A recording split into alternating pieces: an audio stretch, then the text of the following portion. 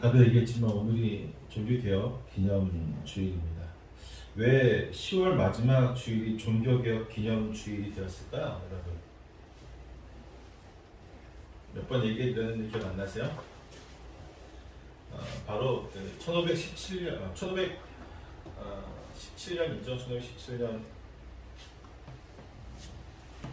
10월 31일, 1517년 10월 31일에 마틴 루터가 비텐베르크 성당에 보내다가 대문이죠. 대문 앞에다가 95개조 반박문을 붙였다는 어떤 전설 같은 이야기가 전해져 내려오기 때문에 그날을 기념해서 10월 마지막 주일날 종교개혁 기념 주일을 예배를 드립니다.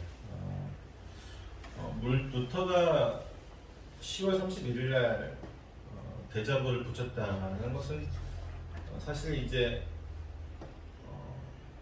일반적으로 다 그렇게 알고 있는데 학자들의 연구에 의하면 사실 전설일 가능성이 많아요. 이 전설을 만든 사람은 누구냐면 멜랑이톤이요. 멜랑이톤이 루터의 전기를 쓰면서 루터를 굉장히 영웅처럼 보이기 위해서 만든 거다라고 하면서 멜랑이톤 전문가가 얘기하더라고요.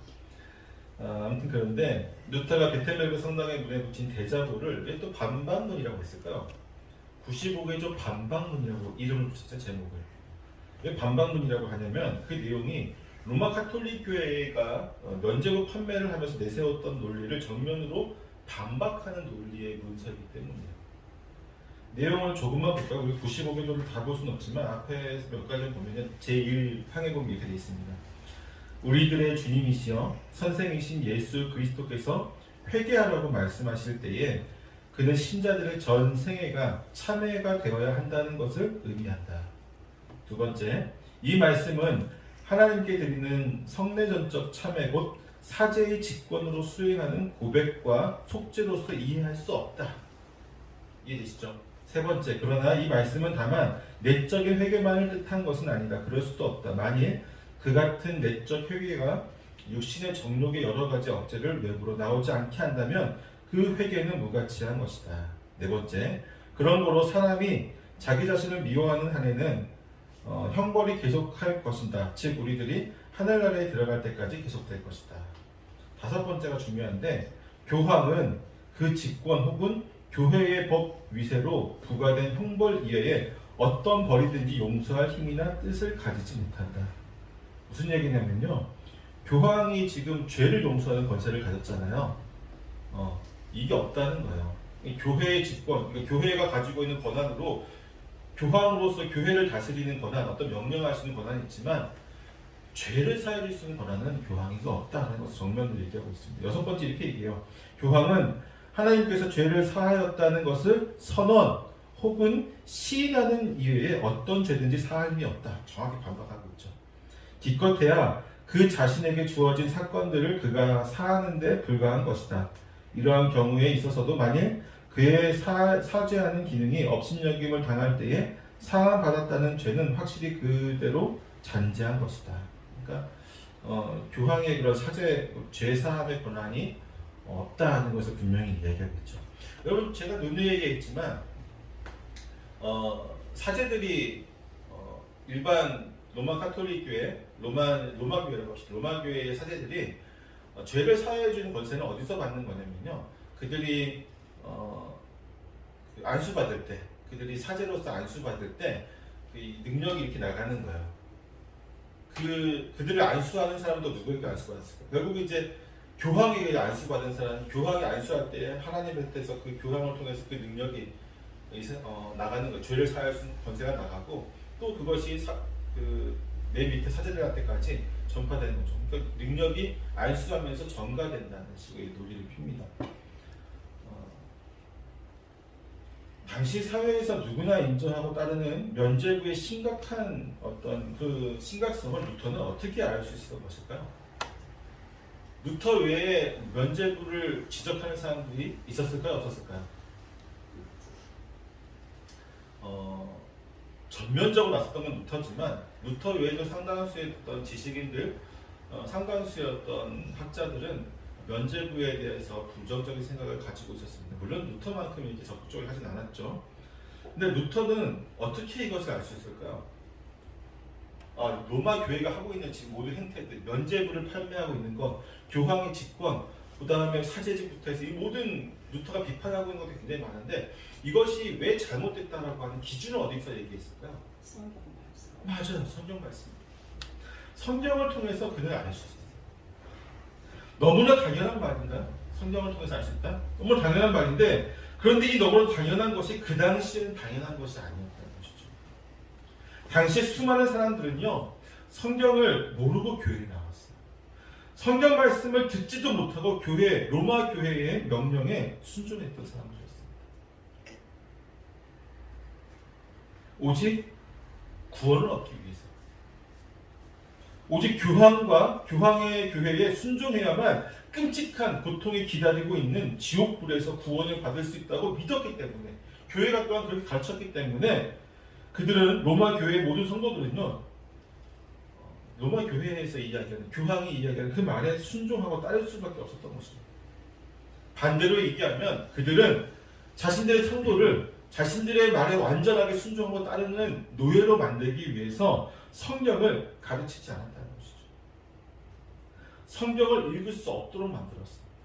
물론 제가 지난번에 얘기했지만 사제들조차도 성경을 다 가지고 있을 수 없을 만큼 성경이 굉장히 비쌌습니다. 예를 들어서 독일에서 이제 조교들이 일어났으니까 독일을 보면요, 독일에서 성경책을 갖고 있는 곳은 유명한 그냥 일반 대학도 아니고 정말 큰 대학들에 갖고 있었고요, 왕실에 갖고 있었고, 귀족들 중에서도 굉장히 부자인 고위 귀족들만 가지고 있었던 거죠. 일반 그렇게 유명한 아우구스티누스 수도회라든지 루터가 아우구스티누스 수도사였잖아요. 거기에도 성경책이 완본이 없었어요. 쪼가리는 있었겠지만요. 그만큼 성경이 귀했기 때문에 그럴 수도 있겠지만 이건 부차적인 문제고요. 1차적으로는 성경에 대한 관심이 없었습니다. 사제들조차도, 신부들조차도 성경에 대한 어떤 관심이 그렇게 없었던 시대였습니다. 근본적으로 로마 교회는요 성경에 대해서 성도들이 잘 알기를 원치 않았습니다. 왜 그럴까요? 성경을 읽으면 루터처럼 결론이 나올 수밖에 없어요. 루터가 뛰어난 학자인 건 맞아요. 루터가 천재인 것도 맞아요. 루터가 굉장한 사람이죠. 그러나 성경을 제대로만 읽으면요, 처음부터 창세기부터 말라기까지 정말 제대로 정독하고 그 뜻을 음미하면서 읽으면요, 로마 카톨릭이 왜 잘못된지를 100% 알 수밖에 없는 거예요. 그거를 그들은 중세 로마 카톨릭은 원치 않았던 거죠. 비록 루터에 의해서 종교개혁에 불이 붙기 시작했지만 루터 역시 그 이전에 존재했던 개혁자들이 없었다면 그가 성경을 깊이 연구하는 것은 사실 쉽지 않았을 것입니다. 이미 루터보다 앞서서 200년이나 앞서서요, 존 위클리프라는 사람이 성경을 영어로 번역을 합니다. 성경을 영어로 번역을 하는데 교회가 성경의 가르침에서 벗어났다는 것을 그가 이 성경을 보니까 깨달은 거예요. 그래서 이 영어 성경을 영어로 번역을 해서, 이 사람은 영국 사람이거든요. 영국에 있는 많은 성도들이 정말 이 성경을 제대로 읽고 잘 치는 것 같은 그 결론에 도달할 수 있기를 원했던 것이죠. 하지만 역시 어떻게 됐을까요? 그는 교회에서 이단이 되었습니다. 이단이 되었고 많이 배척을 당하다가 심지어는 죽은 이후에 우리나라에서 한명이라고 하는 사람이 죽은 이후에 어떻게 됐죠? 부관 참치를 당했잖아요. 죽은 이후에 이제 관에서 꺼내져서 참아지는데 똑같은 일을 로마 카톨릭 교회가 이 존 위클리프를 부관 참치를 합니다. 그러니까 죽은 이후에 그를 정죄하고 그를 관에서 꺼내서 다시 한번 참수하죠. 하지만 여기서 끝난 게 아니라 그 이후에 이 존 위클리프의 영향을 받았던 사람이 또 있어요. 이안 후스라는 사람이 있었는데 그 역시도 성경만이 믿음의 유일한 권위를 가지고 있다는 것을 강조했어요. 그러니까 로마 카톨릭의 교황이 권위를 갖고 있고 전 교회가 전통을 갖고 있는 것이 아니라 성경만이 그런 권위를 갖고 있다는 것을 분명하게 이야기했죠. 이 사람도 역시 마찬가지로 존 위클리프의 영향을 받아 성경을 읽었던 사람이에요. 성경을 읽고 번역을 하고 했던 사람이죠. 교회, 그러니까 당연히 로마 교회와 면죄부 판매를 비판할 수밖에 없겠죠. 왜? 성경을 믿으면 그럴 수밖에 없는 거잖아요. 그렇죠? 그래서 이 사람은 어떻게 됐냐? 화형에 처했습니다. 화형에 처했어요. 산채로 화형에 처했어요. 이러한 사람들이 루터 이전에 있었기 때문에 루터가 나올 수 있었던 것이죠. 또한 츠빙글리가 나올 수 있었고 또한 칼빈이 나올 수 있었던 것입니다. 그런데 이러한 종교개혁자들이 나온다는 것은요, 다른 것이 아닙니다. 그들은 하나님의 말씀인 성경을 읽다가 보니까 당시의 교회, 로마 교회가 성경의 말씀에서 심각하게 벗어나 있다는 것을 발견했기 때문이에요. 어떻게 뭔가 계시를 받았던 것도 아니고요, 뭔가 뛰어난 지각으로 그것을 분별했던 것도 아니고, 단지 성경을 읽다 보니까 이게 하나님 말씀이잖아요. 하나님 말씀인 성경과 교회가 정반대로 가고 있는 게 보이는 거죠. 즉 그들은요, 누구나 성경을 제대로 보기만 하면 성경을 바른 복음의 길을 발견할 수 있을 것이다 라는 것을 그들은 알았습니다. 결국 자국말로 성경을 번역하여서 모든 국민들이 성경을 읽고 진리를 깨닫게 되기를 소망하였던 사람들이 바로 종교개혁자들이다라고 생각하면 될 것 같아요.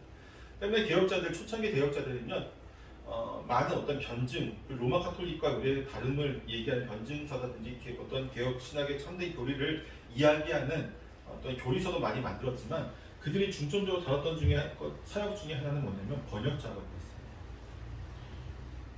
일반 성도들이 중세교회 때 왜 성경을 못 읽었을까요? 비쌌기 때문도 있었지만 가장 크게는 언어가 달랐으니까. 중세 카톨릭이 읽었던 성경은 하나예요. 불가타 성경이라고 하는 라틴어로 되어진 성경입니다. 제롬이 만든 성경인데요. 제롬이 번역한 성경인데, 제롬이 4세기 때 이제 그걸 번역한 이후에 계속해서 지금도 이제 그 번역이죠. 새 번역이 돼 있지만 여전히 불가타 성경을 보고 있어요. 이 때문에 사제들 중에서도 상당수가, 지난번에 제가 약간 얘기했지만 사제들이 되기 위해서 굉장히 공부를 많이 했지만 어떻다고요? 흑사병 이후에 사제들을 무분별하게 안수해서 그냥 기도문 같은 몇 개만 라틴어로 외우게 해서 그것만 외울 줄 알면 다 사제로 임명해버려서. 그러니까 여러분, 옛날에 저도 그랬지만 어렸을 때 팝송이 너무 좋아가지고 팝송을 암기해가지고 팝송을 부르지만 팝송 뜻을 몰랐어요. 지금 그렇잖아요, 그렇죠? 물론 이제 나중에 돼서야 좀 이제 영어로 공부하고 나서 좀 알게 되고 하지만 그랬단 말이죠. 당시 로마 카톨릭의 사제들이 흑사병으로 많이 죽게 나서 새롭게 임명된 사람들은 교육을 받지 못하고 그냥 기도문이라든지 몇 가지 그런 예식에 사용되는 라틴어를 암송하면서 가는 거죠. 뭔 뜻인지도 모르고 가는 거죠. 그러니까 성경을 읽을 수 있겠어요, 없겠어요? 상당수의 사제들조차도 성경을 못 읽는 거예요. 그러니까 자기가 지금까지 교회에서 배워온 거 그대로 하는 거죠. 그게 뭔지도 모르고. 결국은 그래서 개혁자들은요, 오직 성경 말씀 이것을 자국말로, 그러니까 국민들이 성도들이 읽고 이해할 수 있는 언어로 쓰는 것이 가장 중요한 일이다라고 생각을 하였던 것입니다. 그렇게 되면 반드시 그들 역시도 우리가 같이 이런 결론에 도달하게 될 것이고 진리를 깨닫게 될 것이다라고 하는 것을 생각했던 것이죠. 오늘 본문의 말씀은 역시 비슷한 맥락에서 볼 필요가 있어요. 요시야 왕의 종교개혁 유명하죠. 유다의 마지막 어떤 불을 피운 왕이죠. 유다가 멸망하기 전에 마지막으로 좀 부흥했던, 그리고 종교개혁이라고 하는 위대한 일을 했던 인물이었습니다. 하지만 요시야 왕의 종교개혁 역시 율법책을 성전에서 발견하고 그것을 읽으면서부터 시작되었다는 것을 우리는 깨달아야 돼요. 1517년 루터의 이 종교개혁, 그 전부터 있었지만 이 종교개혁과 요시야의 종교개혁이 비슷한 점은요, 첫째는요, 말씀을 발견했다는 거예요. 중세교회가 수백 년 동안에 말씀을 등한시하고 말씀을 그냥 있었긴 하지만 읽지 않았잖아요. 그것을 종교개혁자들은 말씀을 찾았단 말이죠. 그리고 어떻게 했어요? 읽었어요. 요시야 때도 마찬가지죠. 당시 요시야 왕은요, 즉위한 지 이제 각 10년이 됐습니다. 8살에 즉위를 했으니까요. 18살이 되었어요. 여러분 생각해보세요. 8살에 왕이 되었으면 할 수 있는 게 있을까 없을까요?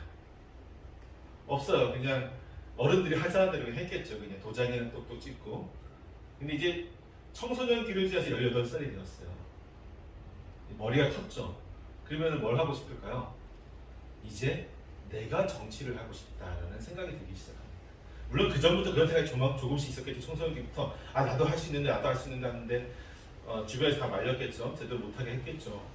그렇지만 18살이 딱 되는 순간에 나도 이제 성인이야. 몸도 마음도 다 컸어 하는 그런 자신감이 두고 그가 첫 번째로 이제 주도적으로 하고 싶었던 일이 성전을 청소하는 거였어요. 성전을 수리하고 여러분 역대 왕들이요 자기의 업적을 나타내는데 가장 주되게 했던 일이 뭐냐면요 동서양 왕들하고 다 똑같습니다. 왕들이 자기의 업적을 나타내는 첫 번째는요 건설이요.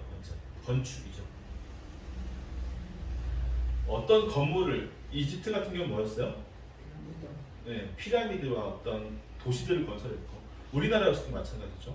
어떤 뭐 성을 건설하고 수원 화성 같은 건 유명하죠. 정조대왕의 그런 건축이 이제 왕의 업적을 가장 잘 나타내는 건데 비슷한 맥락에서 요시야 왕도 그랬던 것 같아요. 내가 처음으로 이제 하는 일이 성전을 다 수리하고 어떻게 증축하는 이런 일들을 통해서 자기 업적을 제 첫 번째 업적을 달성하고 싶었던 것 같아요. 그래서 사반을 보내죠. 성경 사반을 보냈는데 사반이 가서 이제 그 일을 하는 가운데 대제사장 힐기야를 만나게 됩니다. 힐기야가 그에게 이렇게 얘기해요. 율법책을 내가 이 성전에서 발견했다. 이 말은요 그 전까지는 율법책이 있었다 없었다? 없었다는 거예요.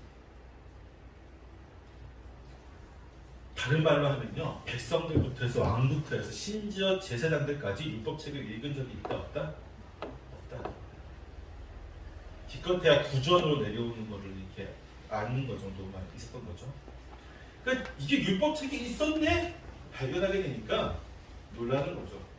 그러니까 지금 이 당시가 모세 이 율법책이 아무래도 모세 오경 같다는 생각이 많이 드는데 이 모세 오경이 없이 뭐가 많이 있었을 것 같아요? 장로들의 유전들만 있었던 거예요. 이해되세요? 원본이 장로들의 유전은 뭐예요? 십계명에서 나온 것들에 대해서 실생활 적용하고 자기들 나름대로 해석해서 나온 법정 같은 거잖아요.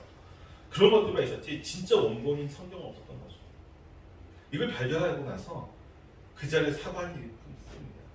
이게 정말 어떤 책인가 하고 읽어요. 읽고 나서 그 충격을 받죠.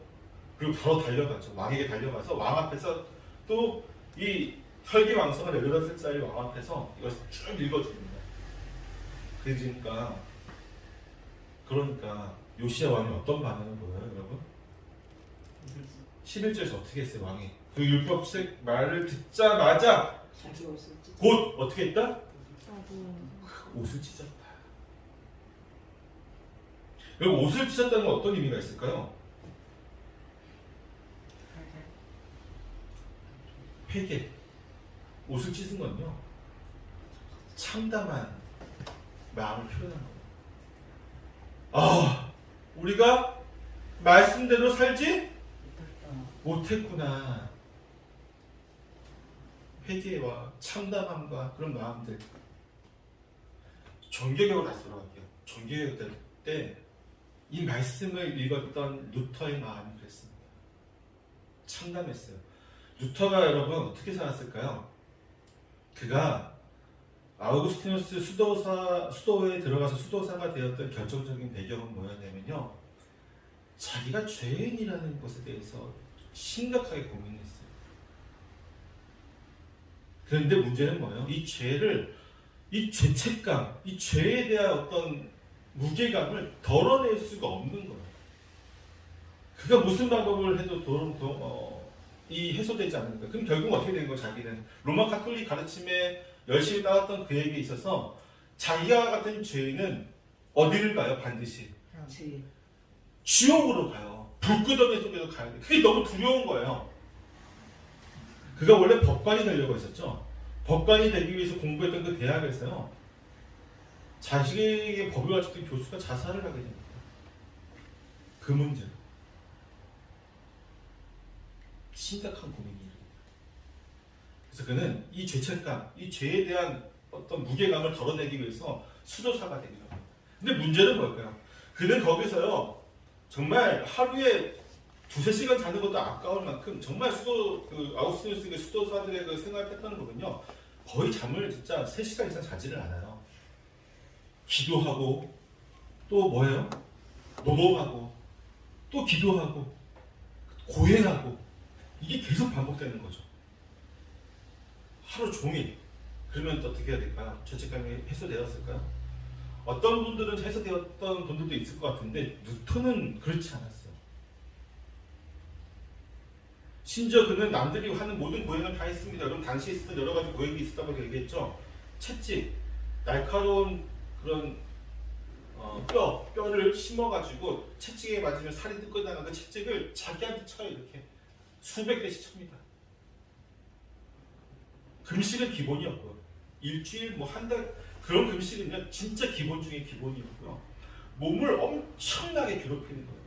그러면 몸을 괴롭히면 내 마음의 죄책감이 사라질까봐. 루터가 어땠습니까? 아니었어요. 나중에 여러분 루터의 글들을 읽을 기회가 있으면요 갈라디아서 주례라든지 이런 것들 한번 읽어보시면 루터가 자기의 고백을 합니다. 어떻게 고백을 하냐면요 내가 수도사로 있었을 때 그 행했던 모든 것들은 다 부질없는 것이다. 그건 악마와 사탄의 일들, 마귀들이 시키는 일이었다. 아주 그냥 극명하게 얘기를 하죠. 자기가 해봤으니까요. 수십 번 해보고 정말 해본 거 다 해봤는데 그는 그 어떤 것도 자기 죄책감을 이 죄의 무게를 덜어내지 못했다는 것을 보거든요. 그러다가 어떻게 했어요? 성경을 읽으니까 로마서를 읽으니까 아 믿음이 없구나. 그리스도의 보혈이 나를 깨끗게 하고 내가 믿음으로 이렇게 되었구나. 그제서야 그는 마음의 죄책감을 다 덜어내게 됩니다. 다시 한번 본문을 봅시다. 요시야 왕은요 이거를 알았어요. 우리가 지금 이스라엘 백성들이 이스라엘이라는 나라가 왜 이렇게 지금 심각한 위기 상황에 놓여 있는가? 그것은 단지 다른 것이 아니라 하나님이 지금 우리를 심판하시기 때문에 결론이 됩니다. 왜 하나님이 우리를 심판하시는가? 왜 하나님이 진노하셨는가? 우리가 하나님 말씀대로 살지 않았기 때문이구나. 절실하게 깨닫게 되는 거예요. 그럼 어떻게 됩니까?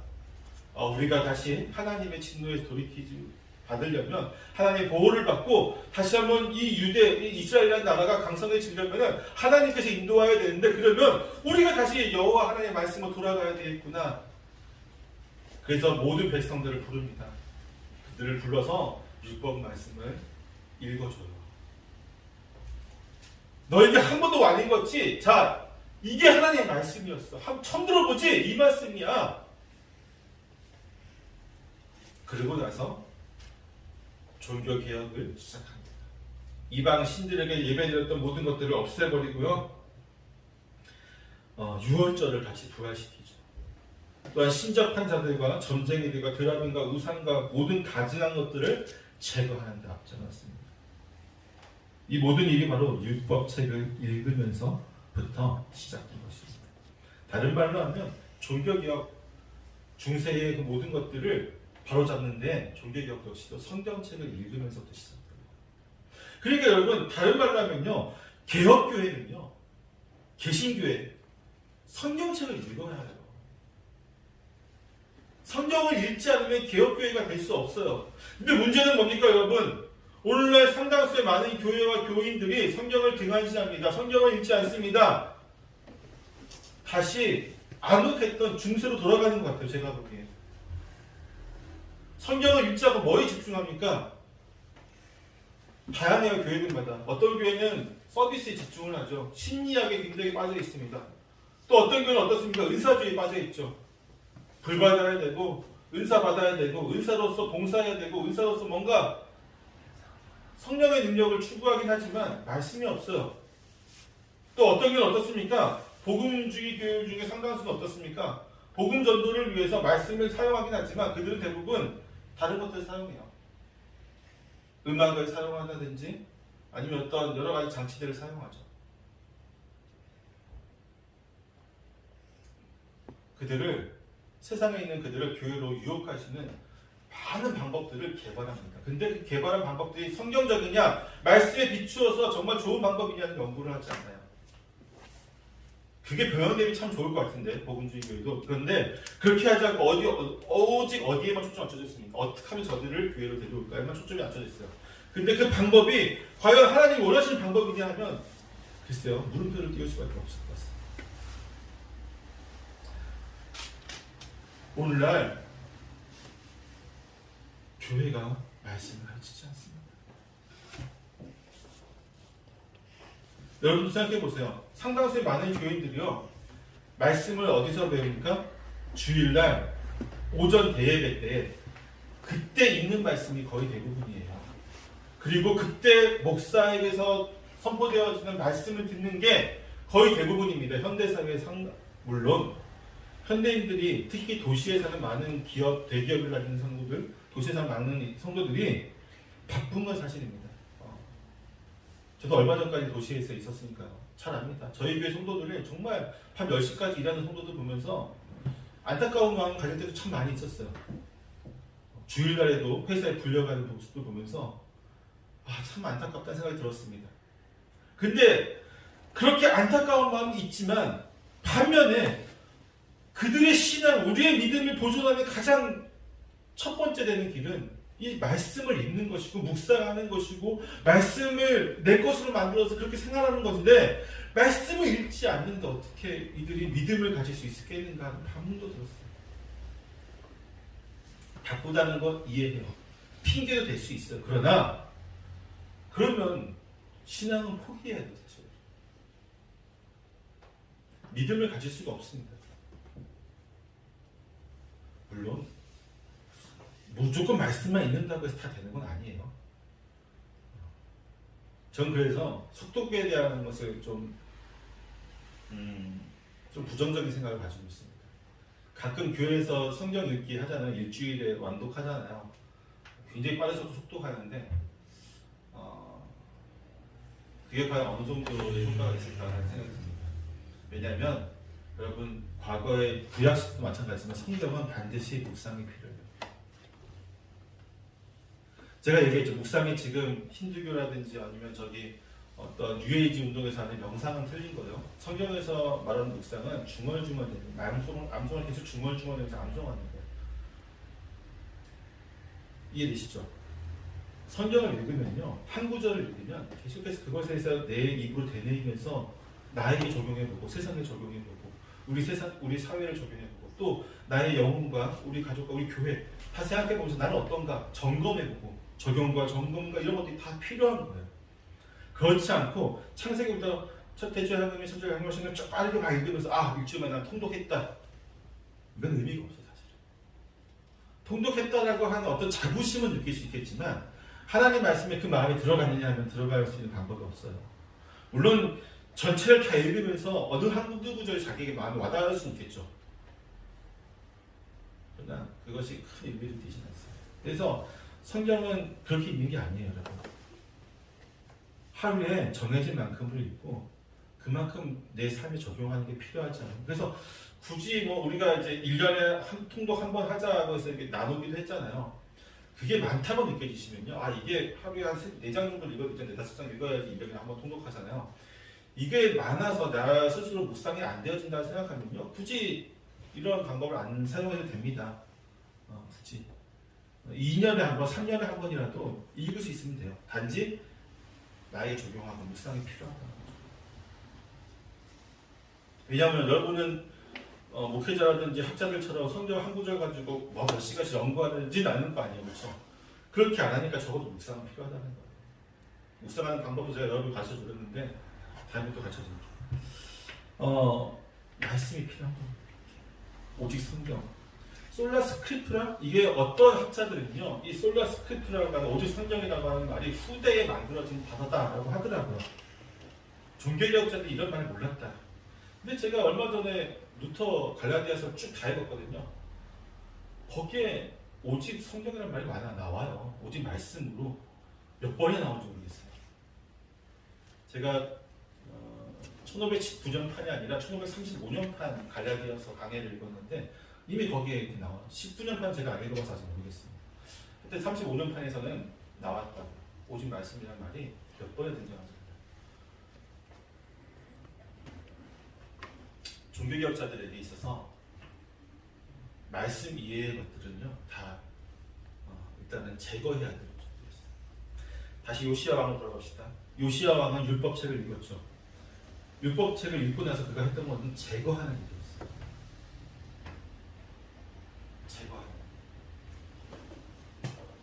율법 말씀, 하나님의 말씀에서 하라고 하지 않은 일들 행한 모든 것들을 제거합니다. 부정한 것들, 우상 숭배했던 것들, 드라빈들, 무당들, 그리고 이방 신들에게 막 제사 드렸던 그 모든 행위들 다 제거해요. 때문에 말씀을 읽는 사람의 첫 번째는 뭐가 되냐면요, 내 삶에서 하나님을 경배하고 예배드리고 이 말씀에서 합당하지 않은 것들을 제거하는 게 믿는 자의 첫 번째 모습이 되어야 되는 거죠. 이것을 가장 먼저 했던 게 바로 종교개혁자들이었던 거죠. 때문에 종교개혁자들이요, 루터도 마찬가지고 칼빈도 마찬가지지만 우리가 수요일마다 하죠. 요리문답서 하잖아요. 요리문답서, 신앙고백서를 우리가 계속 공부하고 있는데 이거를 만든 이유가 바로 이거예요. 이거 외에는 다 제거해야 된다는 거죠. 성경 말씀을 읽어서 깨달아서 제거하는 것도 중요하지만 성경 말씀을 읽어서 100% 깨닫지 못하는 부분들이 있거든요. 그것을 신앙 고백서 안에 담아내는 거죠. 요리문답서 안에 담아내는 거예요. 왜냐하면 이렇게 하지 않으면요, 우리는 언제든지 다시 돌아갈 수 있거든요. 테오도르 베자라는 사람이 있어요. 이 사람은 칼빈의 수제자였습니다. 제네바 대학에 칼빈 사후에 두 번째로 이제 학장이 됐던 사람이 이 베자인데, 베자가 이런 말을 했어요. 개혁된 교회는 계속해서 개혁되어야 한다라는 말을 했어요. 무슨 얘기일까? 개혁된 교회가 어딜까요? 로마 카톨릭에서 떨어져 나온 교회입니다. 로마 카톨릭에서 나온 개혁된 교회, 개신교회를 개혁된 교회로 표현한 거예요. 그 당시에는 이제 감리교회라든지 이런 교회들이 아직 없었을 때니까, 루터교회랑 장로교회밖에 없었을 때죠. 아직 그때는 이 개혁된 교회인데, 이 개혁된 교회 계속 개혁되어야 된다 하는 건 무슨 뜻이냐면요, 계속해서 개혁해서 뭔가 새로운 것들을 개혁해야 된다는 의미가 아니에요. 이 말은 이미 개혁됐잖아요. 개혁됐으니까 완벽한 교회예요. 근데 계속 개혁되어야 된다 이 말은요, 우리 인간은 언제든지 돌아가니까요. 우리에게 적용되는 거예요. 교회는 개혁되었는데 우리가 자꾸 과거로 돌아가려고. 지금도 맞잖아요. 제가 아까도 얘기했잖아요. 지금 현대 수많은 교회들이 성경을 읽지 않고 다시 주에서 돌아갔다고요. 그러니까 계속해서 개혁해야 된다는 얘기를 합니다. 우리는 개혁되지 않으면요, 우리의 죄성은요, 우리의 연약함은요, 우리의 게으름은요, 항상 주의 말씀 보기를 멀리합니다. 주의 말씀 보기를 멀리하고 습성대로 내가 지금껏 신앙생활을 해왔던 어떤 그 패턴대로 그냥 흘러가기를 원하는 게 우리의 죄성이에요. 그렇지 말라는 거예요. 개혁된 교회가 계속해서 개혁되어야 된다는 것은 이미 개혁된 이 교회를 여러분 망치지 말라는 거예요. 우리가 자꾸 과거로 돌아가려고 해서 망치지 말라는 거예요. 우리 역시 개혁된 마음으로 계속해서 성경을 읽고 성경의 진리를 깨닫고 진리대로 개혁된 교회를 만들어 나가야 되는 거예요. 어떻습니까? 다시 한번 돌아가서 얘기해 볼까요? 개혁된 교회가 지금 그 상태를 유지하는 교회가 얼마나 많이 있습니까? 그렇잖아요. 종교개혁이 이미 500년이 돼가고 있는데, 500년이 넘었죠. 올해가 505주년째입니다. 505주년인데 505주년이 되었던 그때에 우리가 하고 있는 모습을 보자고요. 우리가 하고 있는 모습. 교회가 다시 중세로 돌아갔습니다. 개혁되지 못하고 있습니다. 말씀이 없으면요, 그 어떤 행위도 하나님이 원하시는 제사가 될 수 없습니다. 말씀이 없이는 그 어떤 기도도 기도가 될 수 없습니다. 말씀이 없이는 그 어떠한 예배도 예배가 될 수 없습니다. 말씀이 없이는 그 어떠한 봉사도, 이웃을 향한 사랑도 진정한 의미의 봉사와 사랑도 될 수 없습니다. 이걸 우리 깨달아야 돼요.